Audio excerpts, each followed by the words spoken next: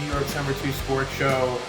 Some big Ranger news. Barclay Goodrow has been claimed off waivers by the San Jose Sharks from the New York Rangers. So the Rangers placed Goodrow on waivers, and at that point, you knew that, Goodrow's days at the Rangers were very likely over. It was a matter of what was going to happen, and sure enough, the San Jose Sharks have claimed Goodrow, and Goodrow started his career with San Jose. He was there for parts of 6 seasons. And so they're very familiar with him. It's a different team than when he last left. But this is really ideal news for the Rangers. For his contract, the remaining 3 years, to be completely off the books. And look, it was an exorbitant cap hit for a player of, his role and his abilities, $3.64 million. It was a 6-year deal, and we'll get into it. We'll get into kind of, the Goodrow story, if you will. I mean, from the start of his career through the Rangers. But realistically, you weren't going to get assets for him. I mean, to me, I had said in previous episodes that there was no way that Goodrow was going to last throughout the contract. And that was a very obvious statement. There was just no way. I didn't think that it would necessarily go down like this. But I'm pleasantly surprised. I thought it was going to be tougher to get rid of him, but you're dealing with a situation in San Jose where they're trying to reach the cap floor. They don't really have many contracts. They don't have many long-term contracts. It's a very young team with not that many veterans, and Goodrow, he'll serve a purpose there. Look, is he, in my opinion, is he worth the contract? No, he's not. Thus why the Rangers did what they did here. And that was one of Chris Drury's first moves. But it's funny. It ends on a high note. With Barclay Goodrow, it ends on a high note. And say what you will, and I was very critical of him over the course of the regular season, and deservedly so. But in the postseason, and look, I understand that the stats can be very misleading. Goodrow still, 5-on-5, is a definite liability, certainly at this point in his career. And he's a good penalty killer, but he scored 6 goals, and big ones. I mean, the Game 2 overtime goal versus Florida, a couple of really big ones in Game 3 versus Carolina. He made his presence felt and kind of showed why he is someone that does raise his game in the playoffs. And he was key, not necessarily from a statistical way, but that line with Yanni Gourde and Blake Coleman. And look, I'll say that he was kind of number 3 on that line. That was a really big line in the 2 Stanley Cup wins for the Lightning. So Barclay Goodrow, taking the contract aside, I think, again, year 1 with the Rangers, I think most fans were fans of Barclay Goodrow, as far as I remember it. And he got hurt early in the Pittsburgh series in round 1, came back late in round 2 versus Carolina. And, year 2, at that point, I started to kind of see where and again, his year 1 and year 2 stats were actually pretty similar. But certainly, thinking about that Devils series where he was on a line with Jimmy Vesey and Tyler Mott, it became clear to me, he's better at the wing than at center. That's just, it feels kind of obvious, even though, when you think about him, and, I think with the Sharks, he was mostly a center. With the Lightning on that line, it was Yanni Gourde in the middle, and Goodrow was on the wing. Goodrow's a versatile player. It's crazy. He did get some, the first 2 years under Gallant, he played a lot more. He would get some top 6 minutes. He would get some power play time. Under Laviolette, the role definitely decreased. He was still, the top penalty kill guy, and was definitely someone that was used. He got more than 4th line minutes overall, but still, he never really elevated in situations where there were open spots. I mean, in years 1 and 2 at the Rangers, there was an absolute world where he would have been placed with Kreider and Zibanejad. I mean, let's not forget, I guess it must have been year 1. He was playing with Panarin. I'm pretty sure for a good stretch, he was playing with Panarin and Strome. Before they got Andrew Kopp, Goodrow was up there. And so, it really, really tailed off this year. But I want to get into Goodrow just in his career a little bit. So he goes back to the Sharks. Like I said, he was an undrafted player. And he was there from the 2014-15 season and then was traded during the 19-20 season to the Lightning for a first-round pick. And I remember at the time, a lot of people, myself included, were surprised. Barclay Goodrow for a first-round pick. He has a lot of value as seen across the league. I don't necessarily fully agree with it to the extent that it is, but he is someone that, look, like as soon as he stepped into that locker room, the Rangers gave him an A, like immediately. And I think that he definitely was someone that was a presence in that locker room for sure. But for Goodrow, the stats are not much to speak of.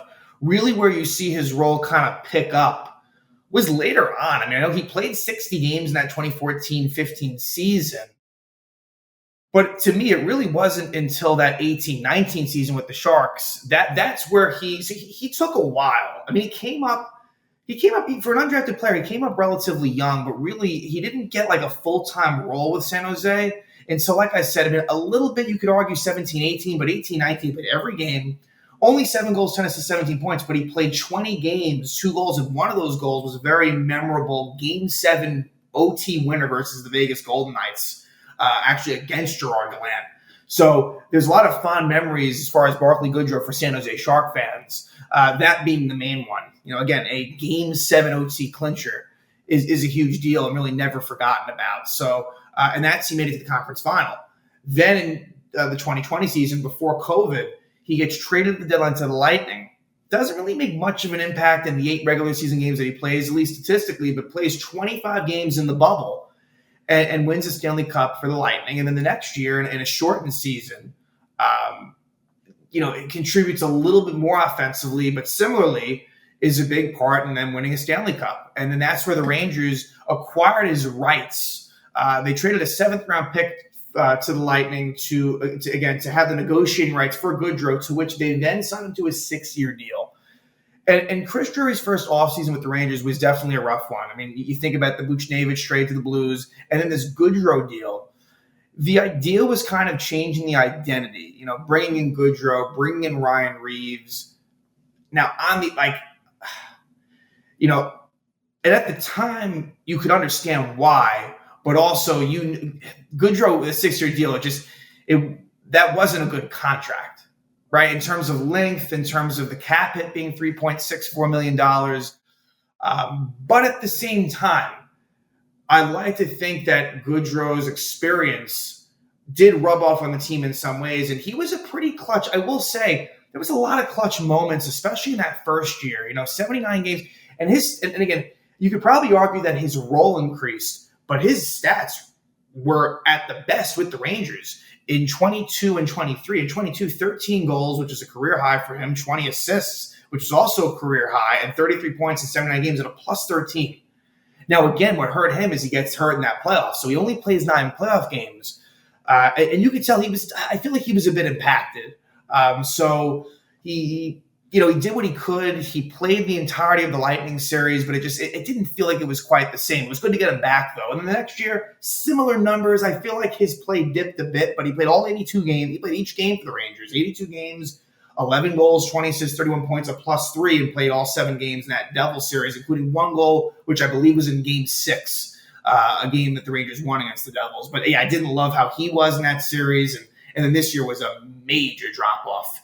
80 games, 4 goals, 8 assists, 12 points, and a minus 13, which was really by far the worst plus-minus among players that really made it through the whole season. I'm not talking about like the Nick Boninos and guys like that.